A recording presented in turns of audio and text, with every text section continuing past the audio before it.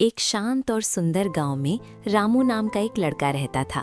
वो स्वभाव से चंचल और हंसमुख था, लेकिन उसकी एक बड़ी कमी थी, वो बहुत आलसी था।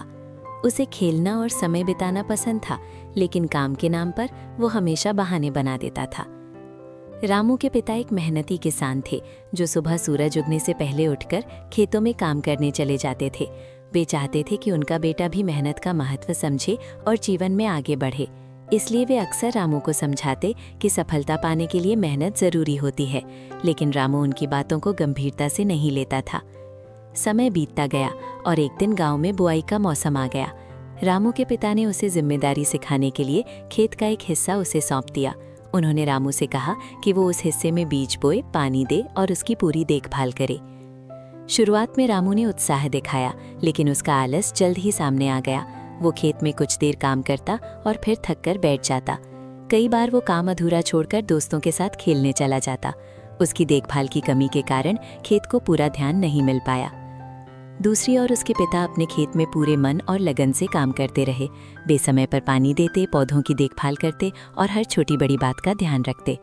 कुछ महीनों बाद फसल तैयार होने का समय आया। पूरे गांव में खुशी का माहौल था। किसान अपनी मेहनत का फल देखकर गर्व महसूस कर रहे थे। रामू भी उत्साहित होकर अपने खेत की ओर गया, लेकिन वहां का दृश्य देखकर उसका मन उदास हो गया।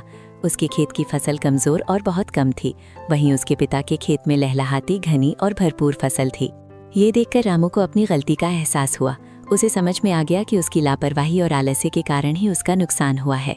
वो चुपचाप अपने पिता के पास गया और अपनी गलती स्वीकार की। रामू के पिता ने उसे डांटने के बजाय प्यार से समझाया कि असफलता भी एक सीख होती है।